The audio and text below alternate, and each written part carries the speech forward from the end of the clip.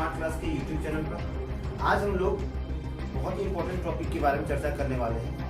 Topic है British साम्राज्य और ब्रिटिश साम्राज्य का भारत में किस तरह से उदय हुआ, किस तरह से इसको खत्म किया गया और किस प्रकार से ब्रिटिश ने भारत पे अपना आधिपत्य जमाया।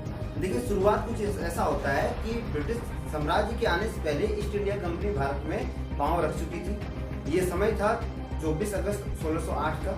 ठीक है, उस समय भारत में वो एंट्री की थी बस व्यापार के लिए। उस समय इनका कोई मुख्य उद्देश्य नहीं था कि शासन करना है, भारत को गुलाम करना है, ऐसा वैसा कुछ नहीं। बस वो 7 साल तक अपना व्यापार करते रहे। जिस तरह पुर्तगाल कर रहे थे उसी तरह ये भी व्यापार कर रहे थे। देखिए, यहाँ पर आपको एक चीज समझना होगा कि ईस्ट इंडिया कंपनी जो है ये लंदन में 1600 में इनका ये हुआ, मतलब 1600 जो है 1600 ईस्वी में लंदन में इनका पुनः स्थापना हुआ।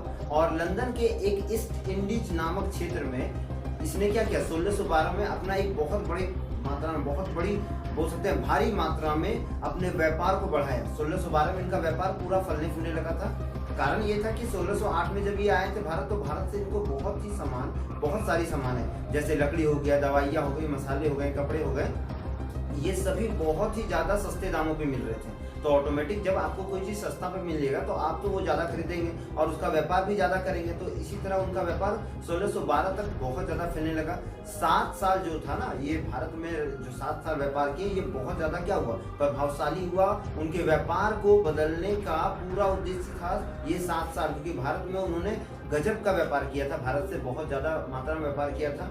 और इसके कारण उनका व्यापार जितना बढ़ा उतना उनका क्या हुआ, उनका पावर बढ़ा। जैसे आज के समय में चाइना जितना भी व्यापार करता है उससे क्या हुआ, उसका आय लगातार बढ़ा है और उसके आय में लगातार वृद्धि जैसे हो रहा है, वैसे वो अपना सुरक्षा उपकरण या अपना सैन्य शक्ति या फिर बोल सकते हैं आर्थिक स्थिति को सुधार रहा है। उसी तरह वो भी क्या कर रहा था, ईस्ट इंडिया कंपनी अपनी आर्थिक स्थिति को सुधार रही थी। इसके बाद देखिए होता क्या है कि जब ये 1612 में भारत में व्यापार को अपना, मतलब उन्हें मुगल साम्राज्य के शासक जहांगीर से, ठीक है, जहांगीर से एक डिस्कशन किया, इसके बारे में परमिशन लिया और जहांगीर ने उन्हें 1612 में एक जमीन दे दिया।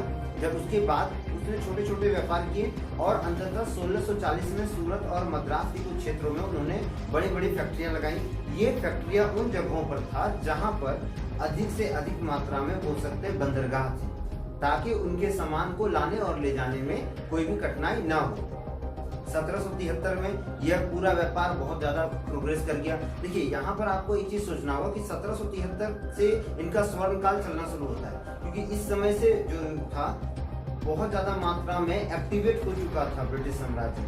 वॉरेन हास्टिंग जो थे उनका पहले बोल सकते हैं एक गवर्नर थे जिनको भेजा गया था भारत पे शासन करने के लिए यही डेट पर, ठीक है। और उसके बाद 1764 में बक्सर में उनको क्या किया गया, बहुत ज्यादा मात्रा में ऐसे व्यापार को बढ़ावा देने का काम सौंपा गया जो क्या कर रहा था और ईस्ट इंडिया कंपनी को ग्रो दे रहा था। और देखिए, एक भारत सोने की चिड़िया थी उस समय, तो ये पूरा तरीका से वो चाहता था कि इस पर कब्जा किसका हो, ईस्ट इंडिया कंपनी का हो। और ईस्ट इंडिया कंपनी ने वॉरेन हास्टिंग के द्वारा 1765 में नवाब को हराया और पूरी तरह से शासन को अपने अंतर्गत ले लिया। उसके बाद धीरे धीरे करते करते इसने क्या किया, एकदम आसानी से दिल्ली को 1803 में, उसी बाद सिंध को 1804 में और पंजाब को 1850 में, इस तरह करके उसने क्या किया, भारत के बड़े बड़े क्षेत्रों को अपने अंदर ले लिया। वहां पर फैक्ट्रियां खोली, वहां पर अपने सैनिकों को ताकत बढ़ाने के लिए क्या किया गया, 1796 में, याद रखिएगा 1796 में 50,000 से 57,000 सैनिक, 50,000 से 57,000 सैनिक, भारतीय सैनिक को उसने अपने कंपनी में शामिल किया। किसने, ईस्ट इंडिया कंपनी में। और उसके ब्रिटिश साम्राज्य के और भारतीय सैनिक को दोनों को मिलाकर उसके पास टोटल उस समय 70,000 सैनिक हो चुका था। और इस सैनिक के बल के कारण 1857 से 1947 के बीच का जो समय था ना, ये स्वर्ण युग कहा है किसका, ईस्ट इंडिया कंपनी का। 1942 में क्रांतिकारी आंदोलन भी शुरू हो गया था। ये नहीं, देखिए ये चीज जो था प्रोग्रेसिव था 1857 और 1947 के बीच, क्योंकि ईस्ट इंडिया कंपनी का ये सबसे ज्यादा बोल सकते हैं कि एक्टिवेट मूवमेंट था। लेकिन उसी एक्टिवेट मूवमेंट के साथ साथ वही मूवमेंट के साथ साथ यहाँ भारतीय क्रांतिकारियों का भी स्वर्ण काल आ चुका था, क्योंकि 1857 में आपको याद होगा सैनिक विद्रोह भी हुआ था। और सैनिक विद्रोह से ही शुरुआत हुआ था भारत में ईस्ट इंडिया कंपनी को लतियाने का पूरा प्रोग्राम। और ये 1947 तक बहुत जोर शोर से चला। 1942 में क्या किया गया, क्रांतिकारी आंदोलन होना शुरू हो गया था, मतलब कि पूरा तरह से एक्टिवेट हो गया था भारत के युवा कि अब ईस्ट इंडिया कंपनी को यहाँ रहने नहीं दे रहा था। देखिए जिस तरह से 1796 और जितना ही ईस्ट इंडिया कंपनी भारत में निवेश कर रही थी या भारत से जितना ही ज्यादा मात्रा में व्यापार कर रही थी ना, उतना ही यहाँ के लोगों के अंदर गुस्सा बढ़ रहा था, क्योंकि उन पर रूल्स, उन पर बहुत तरह तरह के कानून लगाए जा रहे थे। और इन कानूनों के तहत क्या हुआ था, भारत और गुलामी के जंजीरों में जकड़ा जा रहा था। भारत के लोगों को लगातार परेशानी हो रहा था। घर से जबरन उन्हें गुलाम बना के बेच दिया जाता था, ले जाया जाता था, उन्हें काम करवाया जाता था, मारा पीटा जाता था। इससे क्या हुआ, भारत के जो नवयुवक थे, जो पढ़े लिखे लोग थे, जो लोग इतने ज्यादा एग्रेसिव थे कि ये बर्दाश्त नहीं कर रहे थे ईस्ट इंडिया कंपनी के अब नियमों को। जान चुके थे कि इस तरह वो क्या कर रहा है, भारत को गुलाम बना करके जबरन काम करवा रहा है, और वो अपने अधिकार के लिए लड़ने लगे। कौन, क्रांतिकारी जो पढ़े लिखे नौजवान थे, वो अपने अधिकार के लिए लड़ने लगे। और इसी अधिकार के कारण भारत जो है दो गुट में बट गया था, जहां एक तरफ नरम दल और दूसरी तरफ गरम दल बन गया था। ये दोनों दल मिलकर क्या कर रहा था, भारत को सपोर्ट कर रहा था। जहां नरम दल का उद्देश्य था कि वो ऐसी सरकार को या ऐसे आंदोलन करे जो शांतिपूर्ण से हो, जिसमें मारपीट अहिंसा ना फैले। और गरम दल का सीधा तौर पे ये कहना था कि हम तो ब्रिटिश साम्राज्य को लतियाएंगे और लतिया के ही भगाएंगे, क्योंकि वो डंडे का मार से भागने वाला है, प्यार मोहब्बत से वो कभी नहीं भागेगा। लेकिन महात्मा गांधी दूसरी ओर थे, उनके अपोजिट थे, जो नरम दल के नेता बने थे। और उन्होंने क्या किया, नरम दल के कारण बहुत सारे क्या किए, आंदोलन किए थे, उसको भी आगे हम लोग जानेंगे। तो देखिए अब इस दरमियान में जब ब्रिटिश साम्राज्य बहुत ज्यादा बढ़ चुका था, तो ब्रिटिश साम्राज्य के विरुद्ध जो अपना वो प्रताप दिखा रहा था, लोगों पर शासन कर रहा था, भारतीय लोगों को सता रहा था, भारतीय लोगों को बहुत ज्यादा प्रॉब्लम दे रहा था, तो उसके लिए ब्रिटिश साम्राज्य के खिलाफ में बहुत सारे विद्रोह हुए। जैसे सबसे पहला विद्रोह 1857 में हुआ था, सैनिक विद्रोह। उसके बाद चुवाड़ विद्रोह हुआ, फिर सन्यासी विद्रोह हुआ, उसके बाद संथाल विद्रोह हुआ। साथ ही साथ देखिए इतना तो हुआ, एक कूका विद्रोह हुआ जो पंजाब के क्षेत्र में हुआ था। ये भगत सिंह, चंद्रशेखर आजाद जैसे महावीरों को पैदा कर रहे थे। और इसी तरह भारत में स्वतंत्रता संग्राम की एक लहर दौड़ पड़ी। पूरा युवा समाज जो था वो इसमें संलिप्त हो गया। 1915 में बहुत ऐसी घटनाएं हुई, जैसे बंगाल, फिर आपका बिहार, दिल्ली, इन जगहों पर बहुत सारे आंदोलन हुए, जिसमें सबसे मुख्य भूमिका जो था 1915 में सबसे मुख्य भूमिका जो था वो था सरदार अजीत सिंह का। और इसके साथ एक थे राजा महेंद्र प्रताप थे, ठीक है, जिसमें दोनों ने मिलकर के बहुत ज्यादा आंदोलन किया, बहुत ज्यादा विद्रोह किया। देखिए आंदोलन एक अलग चीज होता है, लेकिन विद्रोह का जो पूरा सिचुएशन होता है ना, वो पहले नरम होता है कि आपको पहले हम आस्क करेंगे, पहले प्रार्थना करेंगे कि आप यहाँ से ऐसा ऐसा कानून को हटाइए, और जब आप नहीं मानोगे तब तो आपको धोएंगे। तो ये विद्रोह होता है। लेकिन आंदोलन क्या होता है, आंदोलन में सिर्फ आपको स्ट्राइक करना है, सिर्फ आवाज के बल पे आपको सरकार को उसके कान तक आवाज पहुंचाना है कि ऐसा दिक्कत हम लोग को हो रहा है। तो अब देखिए यहाँ तक तो हो गया था। उसके बाद क्या हुआ कि ब्रिटिश साम्राज्य को और धक्का कब लगा, जब रास बिहारी बोस जी ने जापान में आजाद हिंद फौज के लिए एक बहुत सुंदर सा बोल सकते हैं प्लेटफॉर्म तैयार कर दिया, जहां पर सुभाष चंद्र बोस जी ने अपना भाषण दिया और आजाद हिंद फौज का गठन कर दिया। उसके बाद तो गोली की बाढ़ आ गया था पूरा भारत में, आंदोलनों का, अंग्रेजों को मारने का। इससे अंग्रेज बहुत ज्यादा भयभीत हो चुके थे, और जितना ज्यादा वो डर रहे थे उतनी नए नए तरीके के वो क्या कर रहे थे, कानून बना रहे थे। और इसका एक इतना खराब समय आया कि ईस्ट इंडिया कंपनी ने अपने सत्ता को छोड़ दिया, जहां पर फिर ब्रिटिश साम्राज्य ने क्या किया, उस पर अपना आधिपत्य जमा लिया। बाद में महात्मा गांधी ने भी अपना मोर्चा संभाला, और महात्मा गांधी ने भी क्या किया, बहुत जोरदार आंदोलन की। और जैसे आज के समय में होता है ना, साल में अक्षय कुमार जी एक बार में 10-15 फिल्म निकाल देते हैं, चलिए 10-15 में 5 को तो जरूर निकालते हैं। उसी तरह महात्मा गांधी ने आंदोलन पे आंदोलन, वो भी सब सुपरहिट आंदोलन देना शुरू कर दिया। एकदम बहुत ज्यादा आंदोलन कर रहे थे, ताबड़तोड़ आंदोलन कर रहे थे, अंग्रेज का कमर तोड़ के रख दिए थे उन्होंने। क्योंकि इनके जो आंदोलन होते थे ना, वो मीठी सुई के जैसा, मीठी छुरी के जैसा होता था, घुसता था शरीर के अंदर और जहर बना देता था। क्योंकि ये एकदम साफ आंदोलन करते थे। इनका साफ कहना था कि कोई अगर तुमको एक गाल में थप्पड़ मारे तो दूसरा गाल भी दिखा देना चाहिए। लेकिन ये भी था कि वो दूसरा गाल दिखाते दिखाते पता चलता था कि दूसरा गाल जब दिखाए तो अगला को भी वो 2-3 थप्पड़ दे देते थे। तो उसी तरह उन्होंने क्या किया, बहुत सारे आंदोलन किए। 1917 में उन्होंने चंपारण का आंदोलन किया, राजकुमार शुक्ला जी के साथ मिलकर बहुत बड़ा आंदोलन हुआ था, जिसमें चंपारण के लोगों को कर से मुक्त कर दिया गया था। 1918 में खेड़ा विद्रोह किया, फिर अहमदाबाद मिल मजदूर विद्रोह 1918 में हुआ। फिर 1920 में जो था वो खिलाफत आंदोलन हुआ था, ठीक है, आपको इसके बारे में वीडियोस दे दिया गया है, खिलाफत आंदोलन क्या था इसके बारे में बता चुके हैं पहले वीडियो में हम। उसके बाद 1920 में ही असहयोग आंदोलन हुआ, जिसमें अंग्रेजों के बनाए हुए व्यापारिक सामानों को, कपड़ों को, फिर आपके उसके उपयोगी जो भी वस्तु होते थे उनको जला दिया गया और लोगों को खादी वस्त्र और सूती वस्त्र जो देश का स्वदेशी चीज होता है उसको अपनाने का बोल सकते हैं आह्वान किया गया।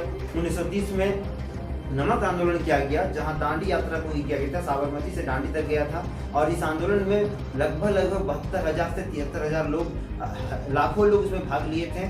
और इस आंदोलन ने क्या किया था, पूरा नींद उड़ा दिया था ब्रिटिश साम्राज्य का, क्योंकि ब्रिटिश साम्राज्य जान गया था कि एक बुढ़ा आ चुका है डंडा लेकर के जो हमें दनादन दे रहा है, बिना मारे। बहुत चोट लग रहा था ब्रिटिश साम्राज्य को। महात्मा गांधी के साथ इतने लोग मिले हुए थे, इतने बड़े छोटे सब लोग मिले हुए थे, हर जाति के लोग मिले हुए थे, लेकिन शुरुआत में उनको बहुत दिक्कत हुआ क्योंकि उनका साथ देने के लिए कोई भी आगे नहीं आ रहा था। कारण ये था, भारत जो था, भारत में एकता ही नहीं था, भारत के लोगों में एकता ही नहीं थी। सब सोच रहा था कि महात्मा गांधी क्या बिगाड़ लेगा। अब मान लीजिए कि कोई आदमी आके यहाँ बोले कि हम सबको करोड़पति बना देंगे, तो सबको क्या लगेगा, फालतू बोलता है। लेकिन महात्मा गांधी ने जो सपने दिखाए उसको पूरा भी किया और पूरा करके लोगों को एक किया। बड़े बड़े बिजनेसमैन, बड़े बड़े व्यापारी जो थे, बड़े बड़े जो बोल सकते हैं कि एकदम ज्यादा मात्रा में जिनके पास लोगों की संख्या थी, जो क्रांतिकारी थे, उन्हें अपने साथ जोड़ा। इसी कारण से उन्होंने क्या किया, नरम दल में आकर के क्या किया, भारत को आजाद करने का फैसला लिया। और जितने भी आंदोलन किए ये सभी आंदोलन नरम रूप से थे, किसी में उन्होंने हिंसा को बढ़ावा नहीं दिया था। 1942 में भी उन्होंने क्या किया, भारत छोड़ो आंदोलन किया, जिसके बाद पूरी तरह से ब्रिटिश सरकार जो थी डर चुकी थी और उसे अंततः 1947 में मजबूरन भारत को आजाद करना पड़ा। लेकिन महात्मा गांधी ने यहाँ एक बहुत बड़ी गलती की कि वो अगर अपने बात में अडिग रहते ना, तो आज हमारा पाकिस्तान अलग नहीं होता। आज जिस देश को हम गाली देते हैं वो आज आतंकवादी का घर नहीं बनता, क्योंकि वो अगर आतंकवादी का घर है तो हमारे कुछ नेताओं की गलती से हुआ है। अगर इस चीज को उस समय रोक लिया जाता तो आज इतना गलत चीज, इतने सेना, इतनी ज्यादा मात्रा में हमारे नौजवान सेना नहीं मरते, ना किसी का सर कटता, ना कहीं बम विस्फोट होता। तो ये सभी दुष्परिणाम भी थे। लेकिन ये इसे करने वाला कौन था, इसे शुरुआत करने वाला माउंटबेटन ब्रिटिश साम्राज्य का एक गवर्नर था, जिसने क्या किया था, इसको बांट के रखा कि भारत में कभी शांति होने ही नहीं देंगे। इस तरह से उन्होंने बहुत कुछ किया और इस तरह से ब्रिटिश साम्राज्य का शासन जो था वो हमारे देश में चला। देखिए इसका शासन तंत्र जो था ना वो मेनली व्यापार से जुड़ा था। तो वो ऐसे जगह पर व्यापार करते थे जहां पर उन्हें ज्यादा से ज्यादा मात्रा में आमदनी भी हो और ज्यादा से ज्यादा मात्रा में उनका क्या हो, निवेश जो लगाए हैं उसको बहुत ज्यादा मात्रा में उत्पादन भी बढ़ा सके। इसीलिए वो सूरत बंदरगाह, कलकत्ता बंदरगाह, आपका जाकर के हुगली बंदरगाह, मद्रास बंदरगाह, इन बंदरगाहों पर अपने पानी के जहाजों को बहुत अधिक मात्रा में भेजते थे। आज भी आप उन क्षेत्रों में जाइएगा तो आपको बहुत सारे ऐसे साक्ष्य मिलेंगे जहां पर ब्रिटिश साम्राज्य द्वारा बनाए गए बहुत सारे वस्तु। देखिए ब्रिटिश भारत में था तो जितना वो लिया वो भारत को भी बहुत कुछ दिया है। अत्याधुनिक रेल, अत्याधुनिक तंत्र, अत्याधुनिक बिल्डिंग्स, ये सब ब्रिटिश साम्राज्य के द्वारा दिए गए हैं। अत्याधुनिक सड़कें, ये ब्रिटिश साम्राज्य की देन है। तो ब्रिटिश साम्राज्य अगर कहीं गलत किया है तो बहुत कुछ सुधारा भी है। आज हमारी सेना या आज हमारा देश जो है उन्हीं के रंगों रूप पे चल रहा है। आज हम जिस भाषा को बोलते हैं, अंग्रेजी जिसमें बोलते हैं, वो ब्रिटिश लैंग्वेज ही हम लोग बोलते हैं। तो इस तरह से आप बोल सकते हैं कि जहां ब्रिटिश ने कुछ गलत किया है वहां उन्होंने कुछ सही चीज को भी किया है। और इसी के तहत आज राज रजवाड़ों को खत्म किया गया, जिसके बाद आज सभी लोगों को समान अधिकार दिया गया है। सरदार वल्लभ भाई पटेल ने बहुत अच्छा से देश को एक किया। जब भारत आजाद हुआ तो सभी रजवाड़ों को मिला करके क्या किया, एक अखंड भारत का निर्माण किया, संविधान को लागू करवाया 1950 में, और इस तरह से भारत की गाथा लिखी गई। देखिए एक और फैक्ट बता दे रहे हैं कि यहाँ पर आपको बहुत बच्चों को ये पता नहीं है कि किस तरह से भारत का विकास हुआ था और महात्मा गांधी इसमें क्या रोल किए थे। महात्मा गांधी का पहला रोल था कि उन्होंने अपने पूरे तंत्र को अहिंसावादी रूप से किया।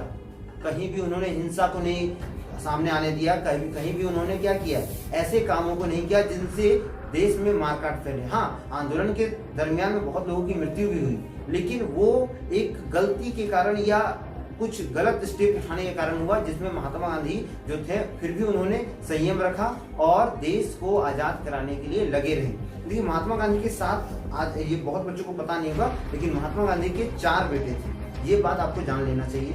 उनके 4 बेटों ने बहुत ज्यादा मदद किया था स्वतंत्रता आंदोलन में, लेकिन वो आज भारत में नहीं रहते हैं, वे विदेश में रहते हैं। उनके जो भी और कुछ हैं फैमिली के पर्सन है वो सभी विदेश में रहते हैं, यहाँ नहीं रह रहे हैं। तो उन 4 बेटों का नाम आज मैं बता दे रहा हूँ, इसको आप याद रखिएगा क्योंकि बहुत इंपॉर्टेंट क्वेश्चन होता है इससे। तो देखिए उनके पहले बेटे जो थे उनका नाम था हीरालाल गांधी, दूसरा बेटा था मनीलाल गांधी, तीसरा था रामदास गांधी और चौथा था देवदास गांधी। ये चारों बेटे थे जिन्होंने स्वतंत्रता संग्राम में महात्मा गांधी की बहुत सहायता की थी और महात्मा गांधी ने इन्हें फिर वापस विदेश भेज दिया और कुछ देश में भी कुछ दिन तक ये रहे थे और इन्हें फिर राजनीति के क्षेत्र से बाहर रखा गया। महात्मा गांधी चाहते नहीं थे कि उनका नाम इनमें आए कि महात्मा गांधी ने क्या किया, देश को आजाद किया तो अपने बेटों को आगे कर दिया, और जो एक बोल सकते हैं महान पुरुष का काम होता है उन्होंने बहुत अच्छे से किया था। बाद में जाकर के ये जो थे वे अलग अलग साउथ अफ्रीका में, अमेरिका में जहाँ हुआ वहाँ बस गए और वो भी आते हैं भारत। अभी भी उनके जो भी पीढ़ी के लोग हैं, जो भी उनके परिवार के लोग वो भी भारत आते हैं और इस तरह से भारत में अंग्रेज का शासन शुरू हुआ था और इसी तरह खत्म हुआ। तो ये पूरा जो संग्रह था आपको अच्छी तरह से समझ में आ गया होगा। तो आशा करते हैं कि आज के बताया हुआ चीज आपको सब कुछ अच्छे समझ में आ गया। तो चैनल को लाइक करिए, शेयर करिए, सब्सक्राइब करिए। आगे फिर मिलेंगे। वंदे मातरम, भारत माता की जय।